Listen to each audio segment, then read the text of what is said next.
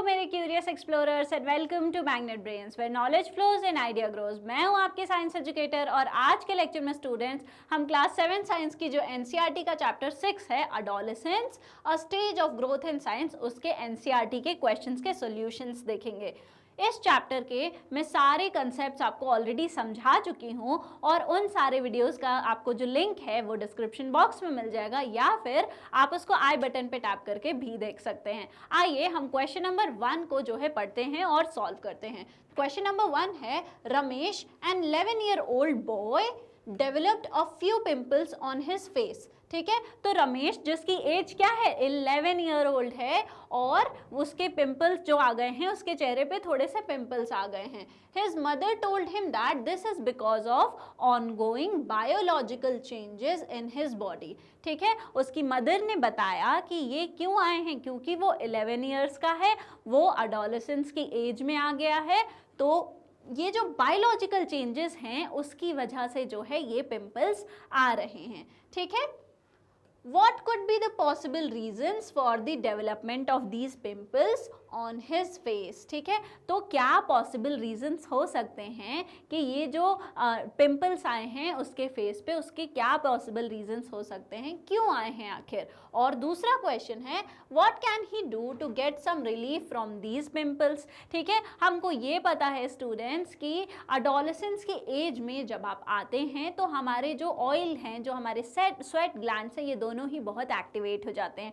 तो अगर आपने क्लेanलीनेस नहीं रखी, कुछ हुआ, वो पोर्स में जो है कहीं डर्ट फिल हो गई, तो उसकी वजह से क्या होते हैं, पिंपल्स आते हैं। ज़्यादा सिक्रीशन ऑफ ऑयल की वजह से क्या होते हैं, पिंपल्स आते हैं। तो इस वजह से जो है हार्मोनल चेंजेस की वजह से क्या आ रहे हैं, पिंपल्स आ रहे हैं। और कैसे रिलीफ, सफाई रख के जो है, सफाई रखो, प्रॉपर खुद को हाइड्रेटेड रखो, इन्फॉर्मेशन रखो, इन सब चीज़ों से जो है कंट्रोल हो सकते हैं। तो Ramesh is 11 years old and he is entering कौन सा स्टेज, adolescence। और इस एज में body starts changing because of special chemicals called hormones. Hormones की वजह से बॉडी में जो है चेंजेस आ रहे हैं। क्यों, क्योंकि रमेश अब अडोलेसेंस की फेज में आ गया है।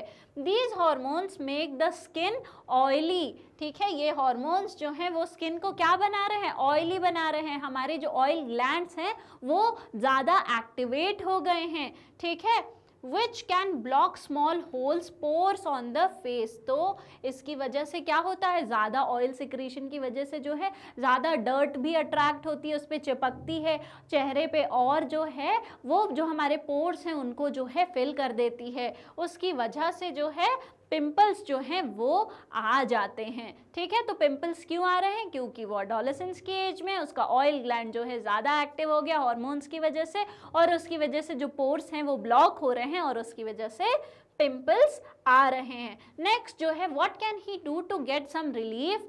तो उसको जो है अपनी स्किन का टेक केयर करना चाहिए। कैसे करना चाहिए, क्या क्या स्टेप्स हो सकते हैं, wash his face with mild soap और वाटर एवरी डे। ठीक है, उसको अपना चेहरा जो है हर रोज़ उसको क्लीन करना चाहिए वाटर से। ठीक है, नॉट टच और प्रेस द पिंपल्स। उसको जो अपने पिंपल्स आ रहे हैं उनको टच नहीं करना है, उनको प्रेस नहीं करना है, उनको जो है डिस्टर्ब नहीं करना है। ठीक है, eat healthy food like fruits and vegetables. और आप हेल्दी फूड खाइए जैसे कि फ्रूट्स हुए, वेजिटेबल्स हुए।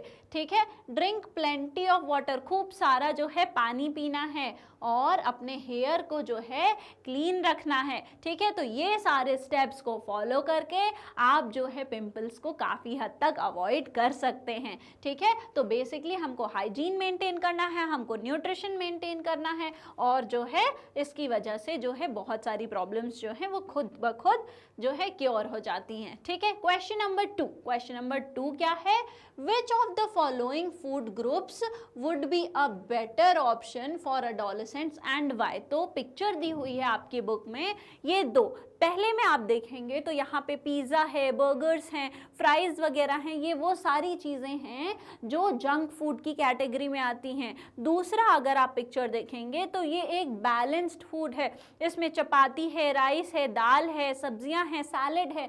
ये जो चीज़ें हैं ये किस में आती हैं, एक बैलेंस डाइट में आती हैं। तो क्वेश्चन क्या पूछ रहा है, ये जो फूड ग्रुप्स हैं इसमें से अडोलेसेंट एडोलेसेंट्स के लिए कौन सा बेटर ऑप्शन है?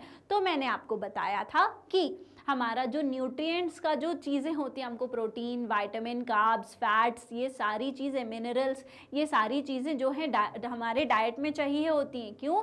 क्योंकि बहुत रैपिड चेंजेस आ रहे हैं, बहुत रैपिड ग्रोथ हो रही है और उसके लिए हमको जो है ये सारे जो न्यूट्रिएंट्स हैं वो हेल्प करते हैं। तो इन दोनों में से जो है जो बैलेंस डाइट वाला है वो हमको ज़्यादा हेल्पफुल है हमारे एडोलेसेंट के जो हमारी ग्रोइंग एज है उसमें। ठीक है, तो इसका करेक्ट आंसर क्या है? A balanced meal is far better for adolescents. ठीक है, ये जो बैलेंस्ड मील है, ये जो सेकेंड वाला हमारा पिक्चर है, वो एक अच्छा ऑप्शन है एडोलेसेंट्स के लिए। इट सप्लाइज एसेंशियल न्यूट्रिएंट्स, यहाँ से हमको एसेंशियल न्यूट्रिएंट्स मिलते हैं जैसे कि protein, vitamin, iron, calcium and energy for growth. ठीक है, यहाँ से हमको प्रोटीन, विटामिन, आयरन, कैल्शियम, ये सारी चीज़ें जो हैं जो भी ग्रोथ के लिए ज़रूरी हैं वो मिलती हैं। ऑन दी अदर हैंड, और साथ ही साथ जो जंक फूड है, जो अगर हम ये तो हमने देख लिया अपना कौन सा वाला बैलेंस डाइट। अगर आप दूसरे हाथ पे देखें कि ये जो जंक फूड वाला पोस्टर है, ये जो जंक फूड वाली पिक्चर है, उसमें क्या है? उसमें बहुत ज़्यादा फैट है, ठीक है, शुगर बहुत ज़्यादा है, सॉल्ट बहुत ज़्यादा है, लेकिन न्यूट्रिएंट्स की बात करें तो वो बहुत कम है। ये आपको हो सकता है बहुत टेस्टी लगे खाने में, लेकिन ये बहुत ही शुगरी, अडल्ट्रेटेड और ये प्रोसेस्ड फूड है। तो इसमें क्या है? न्यूट्रिएंट, इसका वैल्यू बहुत कम है। तो अगर न्यूट्रिएंट्स कम है तो ये हमारे लिए तो बेनिफिशियल ही नहीं है। ठीक है, and can cause weakness, weight gain and skin problem and tiredness. अब अगर आपको जो है न्यूट्रिएंट्स नहीं मिलेंगे तो क्या होगा? तो वीकनेस आएगी, उसकी वजह से जो है टायर्ड रहेंगे आप, उसकी वजह से स्किन प्रॉब्लम्स हो सकती हैं, हेल्थ इश्यूज आ सकती हैं। ठीक है, और साथ ही साथ जो है आपको वेट गेन बहुत ज़्यादा होने लगेगा, ओबेसिटी होने लगती है ये सारी चीज़ों को खाने की वजह से। ठीक है, इसलिए इन दोनों में से जो ये जो दो ऑप्शंस हैं, इसमें से कौन सा हमारे लिए बेटर है? हमारे लिए एक बैलेंस्ड मील जो है वो बेटर है। अगर हम एडोलेसेंस की एज में या फिर किसी भी एज में, हमको हमेशा ही बैलेंस्ड मील लेना चाहिए, क्योंकि ये ही यहाँ से ही हमको जो हमारी बॉडी को जो न्यूट्रिएंट्स की ज़रूरत होती है वो मिलती है। ऑल राइट, नेक्स्ट क्वेश्चन पे चलते हैं जो कि है unscramble the underlined word in the following sentences। अब इन sentences में क्या है? कुछ ऐसे words दिए हुए हैं जो कि जिनका अरेंजमेंट जो है वो डिस्टर्ब है। हमको क्या करना है? इनको unscramble करना है, मतलब कि वापस से जो है इनको अरेंज करना है। ठीक है, आइए पढ़ते हैं और देखते हैं कि आखिर ये वर्ड्स हैं क्या, ये किस चीज़ का आंसर है। ठीक है, the discharge of blood in adolescent girls। ठीक है, discharge of blood in adolescent girls generally occur every 28 to 38 days is. तो वो जो ब्लड के डिस्चार्ज होने का जो प्रोसेस है जो कि हमारा 28 to 38 डेज में रिकर होता है, वो क्या है? वो हमारा है ये। इसको आप अगर अनस्क्रैम्बल करेंगे, वापस से अरेंज करेंगे, तो आपको पता चलेगा कि ये क्या है? ये मेंस्ट्रुएशन है। ठीक है स्टूडेंट्स, क्या है? मेंस्ट्रुएशन है। मेंस्ट्रुएशन क्या होता है? मेंस्ट्रुएशन वो होता है कि जो ब्लीडिंग होती है हर मंथ, ठीक है, हर मंथ जो शेडिंग होती है हमारे वॉल की, इनर लाइनिंग ऑफ यूट्रस की, उसको क्या कहते हैं? उसी को कहते हैं हम मेंस्ट्रुएशन। और ये कब होती है? ये एवरी 28 to 30 डेज नॉर्मली होती है, लेकिन ये 21 से 35 डेज तक भी जो है हेल्दी लोगों में इनफैक्ट बात करें तो 21 से 35 डेज तक भी जो है इसका जो वेरिएशन है वो रहता है। लेकिन एक जनरल टर्म में अगर हम बात करें तो 28 to 38 डेज एक जो है नॉर्मल ड्यूरेशन होती है, एक जो है मेंस्ट्रुएशन से दूसरे मेंस्ट्रुएशन के बीच की जो ड्यूरेशन है। तो पहला क्या हो गया हमारा? मेंस्ट्रुएशन। ठीक है, नेक्स्ट जो है वो क्या है? दी hoarseness in the voice of adolescent boys is due to enlarged। क्या enlarge हो जाता है थ्रोट में adolescent boys में कि उनकी जो वॉइस है वो चेंज हो जाती है, वो हॉर्श हो जाती है। आखिर क्या चेंज आता है? क्योंकि उनका जो वॉइस बॉक्स है, क्या स्टूडेंट्स? वॉइस बॉक्स है वो क्या हो जाता है, वो एनलार्ज हो जाता है। तो क्या उनका एनलार्ज हो जाता है स्टूडेंट्स, उनका वॉइस बॉक्स जो है वो एनलार्ज हो जाता है। तो ये जो हमारा वर्ड है ये क्या है, ये वॉइस बॉक्स है, ठीक है। Next, secondary sexual characteristics are natural signs that the body is preparing for adulthood and mark the onset of dash। तो secondary sexual characteristics जब से हमको जो है दिखने लगते हैं, वो जो natural signs है हमारे secondary sexual characteristics, जब वो हमको दिख रहे हैं तो वो क्या साइन है, ठीक है, वो क्या बताते हैं कि बॉडी जो है वो अडल्टहुड के लिए जो है प्रिपेयर कर रही है। और किस चीज का ऑनसेट हो रहा है, क्या ऑनसेट होता है, प्यूबर्टी का ऑनसेट होता है, ठीक है। तो प्यूबर्टी, ये जो वर्ड है वो क्या है, वो प्यूबर्टी है, ठीक है। तो प्यूबर्टी क्या है, प्यूबर्टी जब सेकेंडरी सेक्सुअल कैरेक्टरिस्टिक्स दिखने लगते हैं तो इसका मतलब क्या होता है कि प्यूबर्टी जो है अब वो आ गई है, वहां से प्यूबर्टी जो है वो शुरू हो गई है, ठीक है। तो सेकेंडरी सेक्सुअल कैरेक्टरिस्टिक्स क्या होते हैं, नेचुरल साइंस होते हैं दैट कि वो क्या बताते हैं, सेकेंडरी सेक्सुअल कैरेक्टरिस्टिक्स अगर आने लगे हैं तो ये नेचुरल साइंस ये बताते हैं कि जो हमारी बॉडी है वो अपने आप को अडल्टहुड के लिए प्रिपेयर कर रही है और ये ऑनसेट ऑफ प्यूबर्टी को भी मार्क करते हैं, ठीक है। नेक्स्ट जो लास्ट है वो क्या है, we should say no to dash and dash as they are addictive, ठीक है। तो क्योंकि कुछ एडिक्टिव सब्सटेंसेस हैं उनको हमको नो बोलना चाहिए। कौन कौन से एडिक्टिव सब्सटेंसेस हैं, पहला है एल्कोहल और दूसरा है ड्रग्स, ठीक है। तो ये क्या है, ये है एल्कोहल। जब आपको अब आप अरेंज करेंगे तो आपको दिखेगा कि ये एल्कोहल है और ये क्या है, ये है ड्रग्स, ठीक है।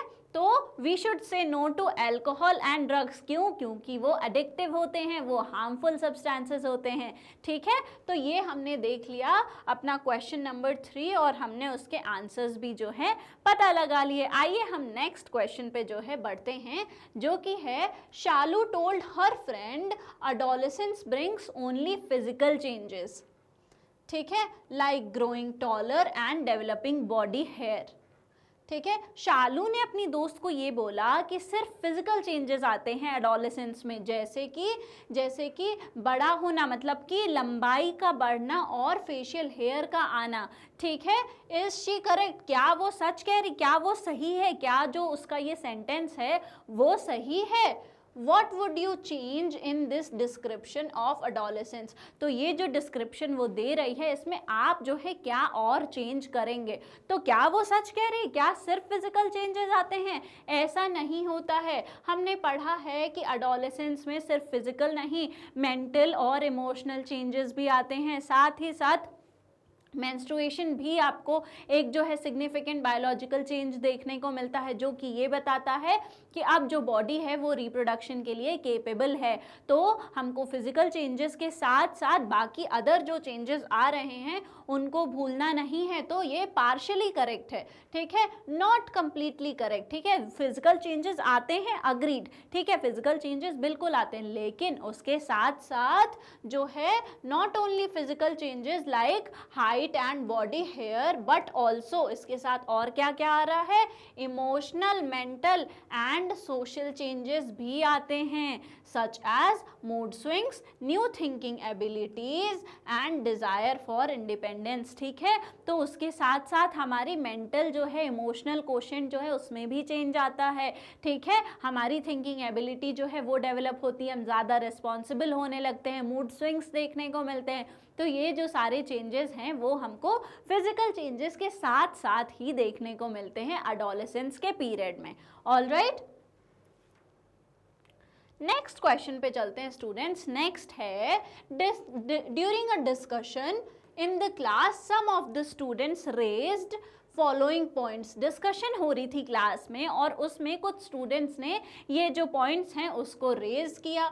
What question would you ask them to check the correctness of this points. ठीक है, यहाँ पे कुछ ऐसे सेंटेंसेस दिए हैं जो कुछ स्टूडेंट्स ने रेज करे, तो आप जो है उनसे ऐसे क्या सवाल पूछेंगे कि आपको चेक हो जाए कि ये जो सेंटेंसेस हैं वो करेक्ट हैं, या फिर आप उनको कैसे बताएंगे कि जो आप सेंटेंस बोल रहे हैं वो पार्शियली करेक्ट है या इनकरेक्ट है, और करेक्ट जो है फॉर्मेट उसका क्या है। ठीक है, तो हम कैसे चेक करेंगे, कैसे हम इस चीज़ को देखेंगे कि जो सेंटेंस है ये वो करेक्ट है या नहीं है, क्या क्वेश्चंस पूछकर आप ये साबित करेंगे। आइए देखते हैं। तो पहला क्या है, adolescents do not need to worry about behavioural changes. ठीक है, तो अडोलेसेंट्स को क्या बिहेवियरल चेंजेस के बारे में वरी नहीं होना चाहिए।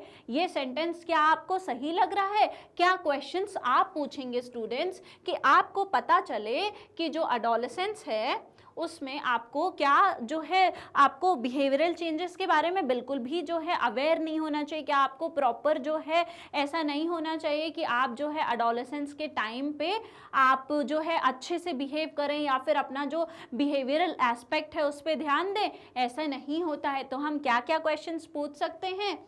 Why do you think behavioral changes during adolescence should be ignored when they are part of growing up and can affect the health and relationship? आपको ऐसा क्यों लगता है? ठीक है, आप उनसे क्या क्वेश्चन करेंगे कि आपको ऐसा क्यों लगता है कि अडोलेसेंस के टाइम पे जो है जो अलग बिहेवियरल जो चेंजेस हैं उनको इग्नोर करना चाहिए, जबकि जब आप बड़े हो रहे हैं, ये जो ग्रोथ का पीरियड है उसमें जो है आपके हेल्थ और रिलेशनशिप के लिए ये बहुत इंपॉर्टेंट है। आपका बिहेवियर जो है वो आपकी हेल्थ और रिलेशनशिप, आपका दूसरों के साथ कैसा है उसको अफेक्ट कर सकता है।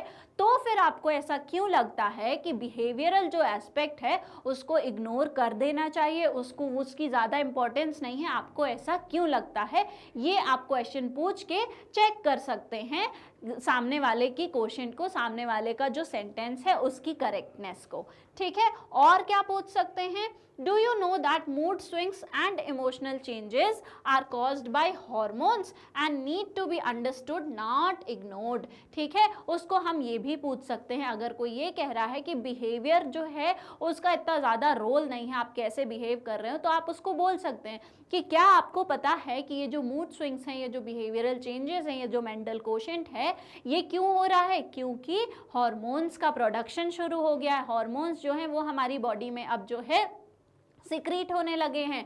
तो क्या आपको इस नहीं लगता है कि हार्मोन्स के बारे में हमको जानना चाहिए, या फिर क्या इनको इग्नोर करना आपके हिसाब से सही है? ये सारी चीज़ों को हम ऐसे क्वेश्चंस रेज करके सामने वाले को जो है बता सकते हैं कि आपने जो चीज़ बोली है वो करेक्ट नहीं है। ठीक है, तो ये जो दो क्वेश्चंस हो गए ये मैंने आपको बता दी। आपको जो भी क्वेश्चंस लगें कि यहाँ पे रेज करने चाहिए वो आप मुझे कमेंट बॉक्स में बता सकते हैं। ठीक है, नेक्स्ट क्या था, if someone tries a harmful substance once. अगर किसी का जो दूसरा सेंटेंस है ये कह रहा है, किसी ने बोला कि अगर कोई एक बार कोई हार्मफुल सब्सटेंस जो है वो कंज्यूम करता है, उसको ट्राई करता है, they can stop any time they want. तो वो जो है पहली बार में अगर ट्राई कर लिया तो कोई बात नहीं, वो जब भी चाहें वो रोक सकते हैं उनका यूजेस, उनका कंजम्पशन, उसको हम टेक करना कभी भी जो है रोक सकते हैं। लेकिन हमने तो पढ़ा था एक वर्ड के बारे में जो कि होता है एडिक्शन।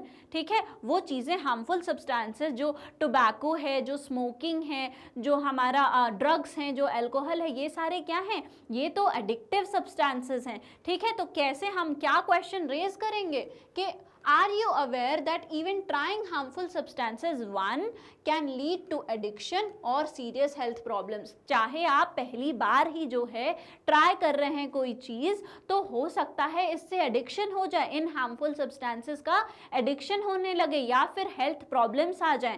क्या इस बारे में आपको पता है? ये जो आप सेंटेंस कह रहे हैं उसके हम काउंटर में क्या क्वेश्चन पूछ सकते हैं, क्या आपको पता है कि ये चीज़ें एडिक्टिव होती हैं, ये हेल्थ के लिए हार्मफुल होती हैं, क्या इस बारे में आपको पता है?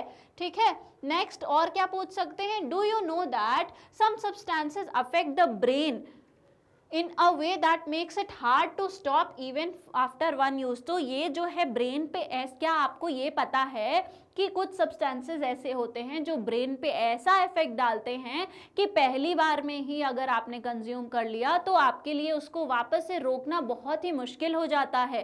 ठीक है, तो अगर आपको ये चीज़ें पता हैं फिर भी आप ये कह रहे हैं कि एक बार अगर कोई चीज़ कंज्यूम कर ली तो रोकना बहुत आसान है, ऐसा नहीं होता है। एडिक्शन के चांसेस होते हैं, इसलिए हमको नो बोलना चाहिए। तो इस तरीके से ये जो क्वेश्चन है आपका, ये जो आपका क्वेश्चन है क्वेश्चन नंबर 5, इसको इस तरीके से सॉल्व करना है, इस तरीके से जो है इसका आंसर आपको देना है। ऑल राइट, आ गई समझ में? आई होप आपको समझ आया होगा कि ये थोड़ा सा जो है अलग तरीके का क्वेश्चन था और उसका जो है कैसे आपको रिप्लाई देना है वो चीज़ें आई होप आप समझ गए होंगे। नेक्स्ट क्वेश्चन पे मूव ऑन करते हैं। नेक्स्ट क्वेश्चन है adolescents sometimes experience mood swings। adolescents जो है कभी कभी उनको क्या होते हैं, mood swings होते हैं। On some days they feel very energetic and happy, while on other days they may feel low. What other behavioral changes are associated with this age? ठीक है, तो adolescent की जो एज होती है, ये जो टाइम पीरियड होता है, इसमें क्या होता है, इस एज ग्रुप में स्टूडेंट्स हमारे जो adolescents होते हैं वो अलग अलग तरीके के क्या करते हैं, बिहेवियरल इमोशनल चेंजेस को एक्सपीरियंस करते हैं। कभी कभी उनको बहुत एनर्जेटिक फील होगा या फिर कभी कभी जो है उनको बहुत लो फील होगा। और क्या क्या जो बिहेवियरल चेंजेस हैं वो इस एज में जो है आपको देखने को मिलते हैं वो यहाँ पर हमको बताना है। ठीक है, तो अलॉन्ग विद मूड स्विंग्स के साथ साथ एडोलेसेंट्स जो है और भी बिहेवियरल चेंजेस दिखाते हैं, जैसे कि बिकमिंग मोर इंडिपेंडेंट। उनको जो है इंडिपेंडेंसी जो है वो धीरे धीरे प्रैक्टिस करना चालू कर देते हैं, वो अपनी चीज़ें खुद करने लगते हैं, अपनी चीज़ें खुद समझने लगते हैं, वो थोड़ा थोड़ा करके धीरे धीरे इंडिपेंडेंट होने लगते हैं। ठीक है, they may want to make their own choices. उनको जो है सही गलत का धीरे धीरे हर चीज़ को, क्या चीज़ सही है क्या चीज़ गलत है, ऐसे परख के और उसके बाद वो धीरे धीरे अपने जो है लाइफ चॉइसेस वो खुद धीरे धीरे लेना चाहते हैं। ठीक है, गेटिंग ईजिली अपसेट और एंग्री, बहुत जल्दी गुस्सा आ जाना या फिर बहुत जल्दी जो है दुखी हो जाना।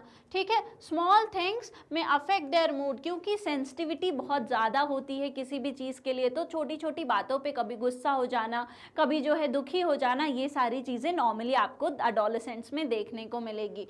ठीक है, being more conscious about looks, they may spend more time on appearance. ठीक है, तो ज़्यादा कॉन्शियस होना कि कैसा दिख रहा है, मैं खुद को कैसे प्रेजेंट करूं, कैसे अच्छा दिखूं, अपनी लुक्स के बारे में जो है जानना, ये सारे जो चेंजेस हैं ये बहुत ही कॉमनली जो है बिहेवियरल चेंजेस आपको देखने को मिलेंगे। ठीक है, और कुछ चेंजेस जो हैं, फीलिंग कंफ्यूज्ड। ठीक है, कंफ्यूज्ड फील होना, कोई नई जो है आपको कुछ नई फीलिंग आ रही है उसके बारे में, कोई नया आपको ऑब्जर्वेशन हुआ है उसके बारे में अगर आप कंफ्यूज्ड फील कर रहे हैं तो they may not understand their own feeling sometime. ठीक है, कभी कभी कोई नई फीलिंग, उनको कुछ नया फील हो रहा है, वो खुद समझ नहीं पाते हैं, तो कभी कभी कन्फ्यूजन भी जो है देखने को मिलती है एडोलेसेंस में।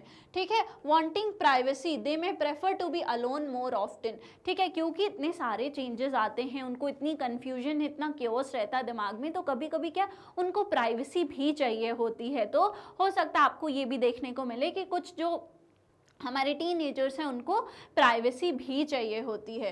ठीक है, गेटिंग इन्फ्लुएंस्ड बाय फ्रेंड्स, तो वो उनका क्या होता है, पीयर प्रेशर। ठीक है, एक वर्ड होता है पीयर प्रेशर। ठीक है, आसपास के जो हमारे लोग हैं, मतलब कि जो हमारी एज के हमारे जो फ्रेंड्स हैं उसके चक्कर में आके या फिर उनसे उनकी कोई चीज़ देखी, हमको भी एक्साइटिंग लगी, उसको ट्राई करने का मन करता है, तो वो जो इन्फ्लुएंस है वो थोड़ा सा स्ट्रांग होता है। ये भी चीज़ें हमको कॉमनली देखने को मिलती हैं। ठीक है, ये जो चेंजेस हैं ये हार्मोन्स की वजह से हो सकते हैं। जो मेंटल और इमोशनल जो हमारा डेवलपमेंट है एडोलेसेंस के टाइम पे, वो किसकी वजह से होता है, वो हार्मोन्स की वजह से होता है, और इन्हीं हार्मोन्स की वजह से हमको ये सारे बिहेवियरल चेंजेस जो हैं वो देखने को मिलते हैं। तो मैंने आपको बता दिया डिफरेंट बिहेवियरल चेंजेस क्या क्या होते हैं। कंफ्यूज्ड फील होना, प्राइवेसी चाहना, इंडिपेंडेंसी चाहना, ये सारे जो हैं अदर बिहेवियरल चेंजेस हैं। ठीक है, नेक्स्ट क्वेश्चन पे मूव ऑन करते हैं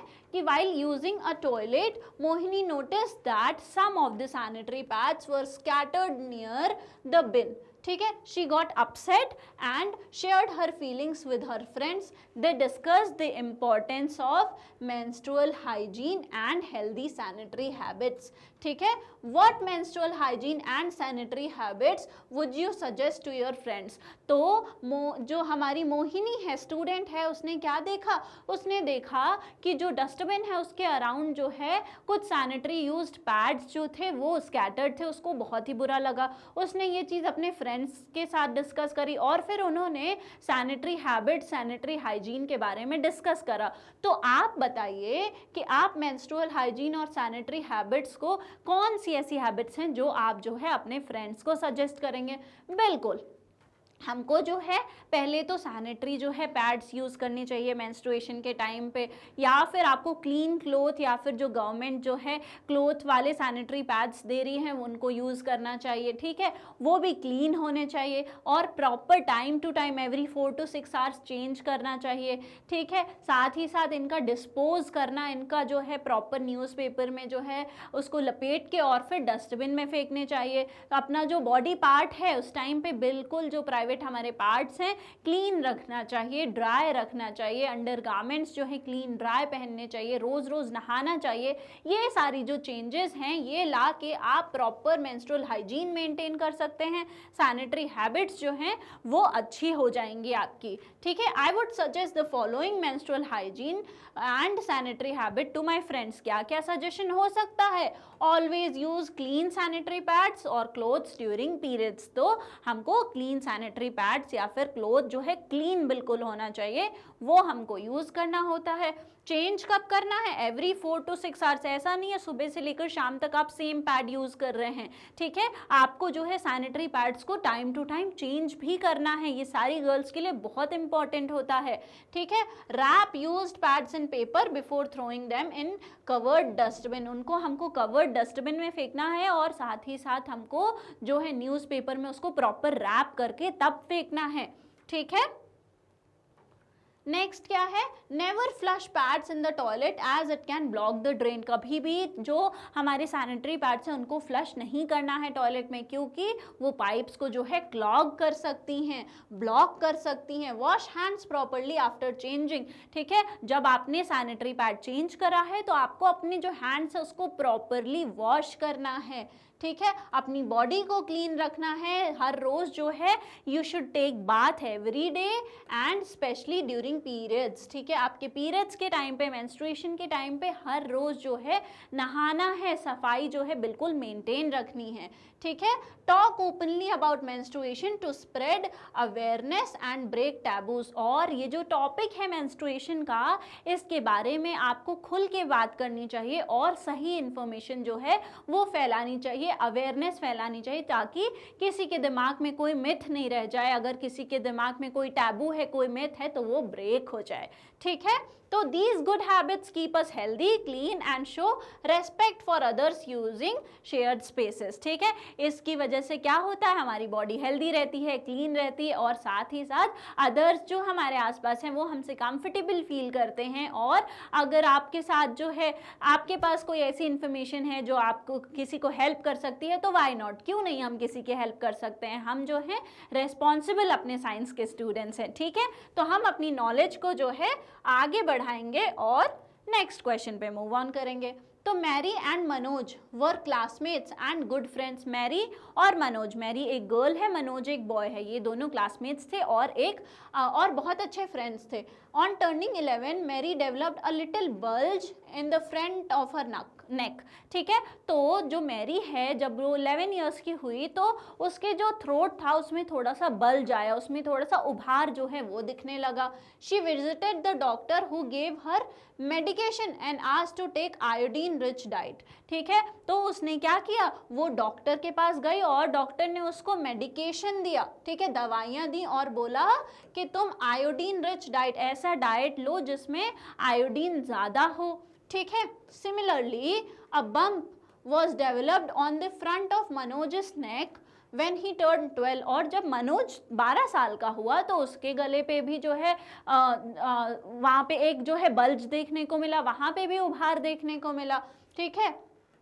तो डॉक्टर ने उसको बोला कि वो एक नॉर्मल चीज़ है। जब मनोज को 12 इयर्स का हुआ, उसका जो बम्प था उसको देख के डॉक्टर ने बोला ये एक नॉर्मल चीज़ है, ये एक नॉर्मल है, पार्ट ऑफ ग्रोइंग अप, ठीक है, तुम बड़े हो रहे तो ये एक नॉर्मल चीज़ है, ठीक है। According to you what could be the possible reason for advising Mary and Manoj differently, ठीक है, क्योंकि आपके हिसाब से अब आप ये बताइए कि क्या रीज़न है कि वो डॉक्टर ने मैरी को अलग एडवाइस दी और जो है मनोज को अलग एडवाइस दी, जबकि दोनों को ही जो है गले में जो है थोड़ा बल्ज, थोड़ा उभार दिखा था।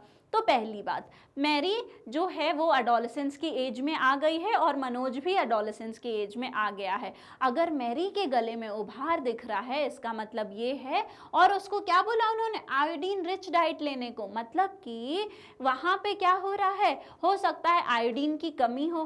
तो हमारे गले में स्टूडेंट्स क्या होती है, थायराइड ग्लैंड होती है। आपने सुना होगा कि इनको थायराइड की प्रॉब्लम है, ठीक है, तो थायराइड, ठीक है।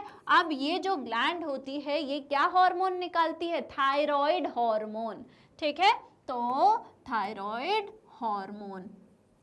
अब ये जो हार्मोन है स्टूडेंट्स, अगर ये कम हो जाए, ठीक है, तो यहाँ पे गले में क्या होता है, बल्जिंग होने लगती है, ठीक है, यहाँ की सेल्स जो हैं वो बहुत ज़्यादा बढ़ने लगती हैं ताकि वो ज़्यादा जो है हमारा आयोडीन बना सके, हमारा जो है थायराइड हार्मोन बना सके, ठीक है। तो उसकी वजह से क्या हो जाता है, अगर इसकी जो है कमी आ गई, अगर ये कम हो गया तो क्या होगा, हमारा गॉइटर, उसको कहते हैं गॉइटर, जो गले में बल जाने लगता है उसको कहते हैं गॉइटर।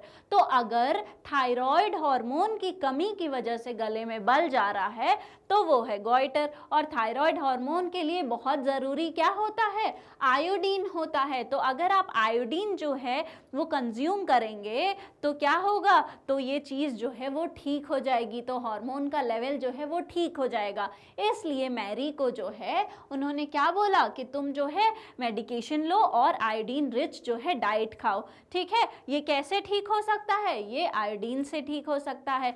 और अब बात करें अगर हम मनोज की, तो मनोज जो है एक बॉय है, बॉय में हमने पढ़ा था, अगर जो मेल्स की बात करें उनके केस में क्या होता है, जो वॉइस बॉक्स है उसका साइज जो है वो बड़ा होने लगता है, जो वॉइस बॉक्स है वो मैच्योर होता है, तो उसमें क्या होती है, वॉइस जो है हॉर्श होने लगती है और एडम्स एप्पल जो है वो दिखने लगता है, ठीक है। तो वो एनलार्जमेंट ऑफ वॉइस बॉक्स की वजह से जो है एडम्स एप्पल था जो कि बम्प की तरह जो है मनोज में दिख रहा था, इसलिए। और ये चीज़ जो है फीमेल्स में नहीं होती, फीमेल्स में एडम्स एप्पल नहीं होता है, ठीक है। इसलिए जो हमारा मनोज था जब वो 12 इयर्स का हुआ तो उसको एडम्स एप्पल दिखा और वो एक नॉर्मल चीज़ है, इसलिए कोई दवाई नहीं ली गई। लेकिन जब हमारी मैरी 11 इयर्स की थी तो उसको मेडिकेशन लेनी पड़ी उस बम्प के लिए, क्योंकि हो सकता है वो गॉइटर हो, वो थायराइड हार्मोन की कमी की वजह से हो रहा हो, और जब वो आयोडीन रिच डाइट लेगी, मेडिकेशन लेगी, तो वो चीज़ें ठीक हो जाएंगी, ठीक है। तो Mary's neck bulge was likely due to goitre की वजह से, क्योंकि वो कैसे होता है, आयोडीन डेफिशिएंसी की वजह से।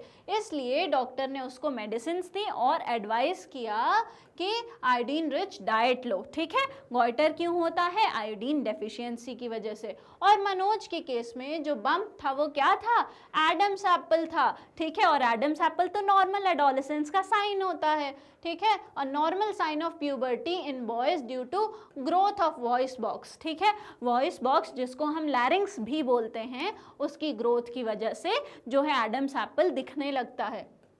So the doctor said it was just a part of growing up and needed no treatment, ठीक है।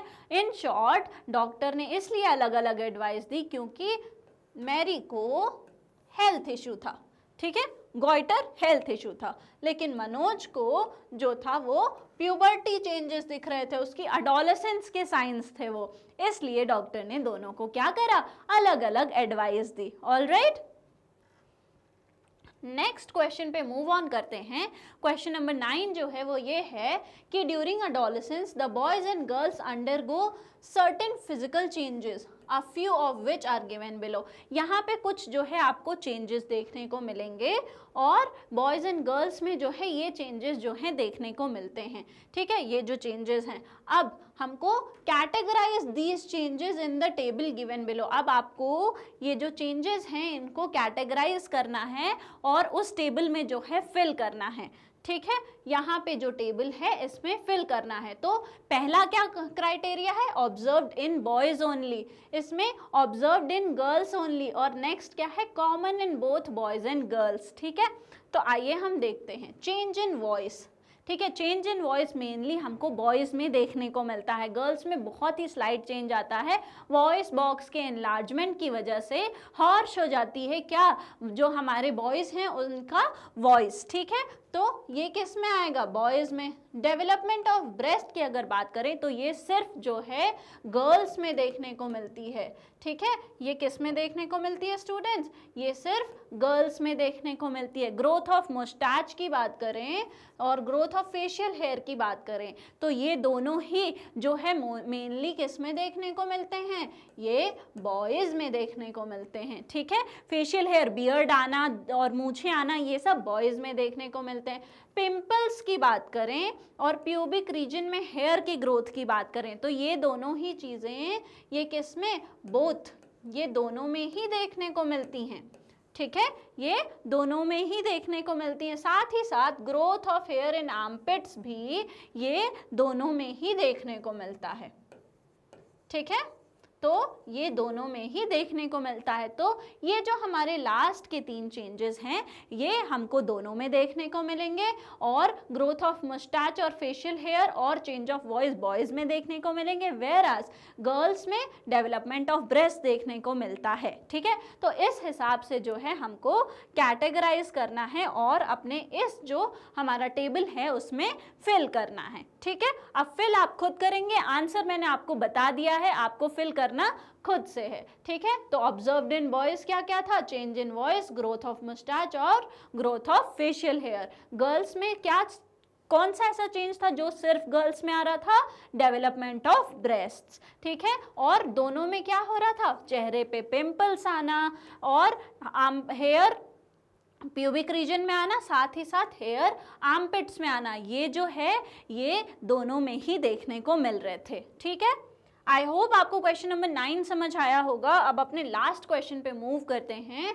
ये क्या है, prepare a poster mentioning the tips for adolescents to live a healthy lifestyle. अब आपको एक पोस्टर बनाना है जिसमें आपको वो टिप्स लिखने हैं, बताने हैं जो कि एडोलेसेंट्स को हेल्दी लाइफस्टाइल के लिए प्रमोट करेगा, जो उनके लिए एक हेल्दी लाइफस्टाइल में होनी चाहिए, वो टिप्स आपको लिखनी है, ठीक है। तो टिप्स मैं आपको कुछ बता देती हूँ, बाकी पोस्टर आप अपनी क्रिएटिविटी के हिसाब से जो है बिल्कुल बनाइएगा। आइए हम कुछ टिप्स देखते हैं, जैसे कि ईट अ बैलेंस डाइट, ठीक है। तो बैलेंस डाइट और न्यूट्रिशियस डाइट हमारे जो है डेली लाइफ में इनकॉर्पोरेट होना बहुत ही ज़रूरी है, ये मैं आपको रिपीटेडली जो है बता चुकी हूँ, ठीक है। नेक्स्ट क्या है, एक्सरसाइज डेली, हर रोज़ एक्सरसाइज करना, एक्टिव रहना। साथ ही साथ अगर आप बहुत एक्टिव हैं उसके साथ बहुत ज़रूरी है कि इनफ स्लीप लेना, जितनी एक्टिविटी ज़रूरी है उतनी ही ज़रूरी है बॉडी का रेस्ट भी, ठीक है। नेक्स्ट क्या है,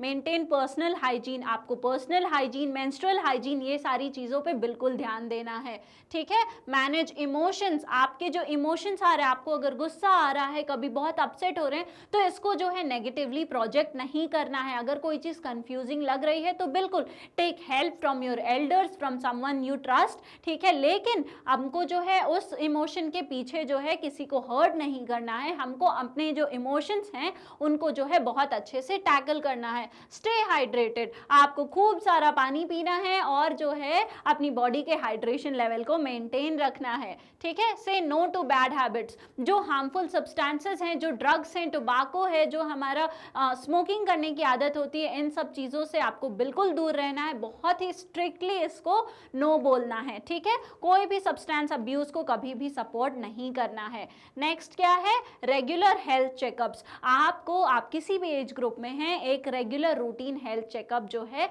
वो करते रहना चाहिए। डॉक्टर की विजिट जो है वो रूटीन चेकअप के लिए करती ही रहनी चाहिए। तो ये सारे जो टिप्स हैं वो आप अपने इस पोस्टर में जो है ऐड कर सकते हैं। पोस्टर में जो है ये सारे टिप्स लगा के आप अपनी क्रिएटिविटी दिखा के अपना पोस्टर जो है वो बना सकते हैं। ठीक है, आई होप आपको जो है सारे क्वेश्चंस जो हैं एनसीईआरटी के समझ आ गए होंगे, आपके डाउट्स क्लियर हो गए होंगे। अगर अभी भी कोई डाउट है तो बिल्कुल आप मुझसे कमेंट बॉक्स में पूछ सकते हैं। और अगर आपको बाकी वीडियोस के भी लेक्चर्स देखने हैं तो वो बिल्कुल फ्री में अवेलेबल है हमारे मैग्नेट ब्रेन्स के यूट्यूब चैनल, हमारे मोबाइल एप्लीकेशन और हमारी वेबसाइट पे।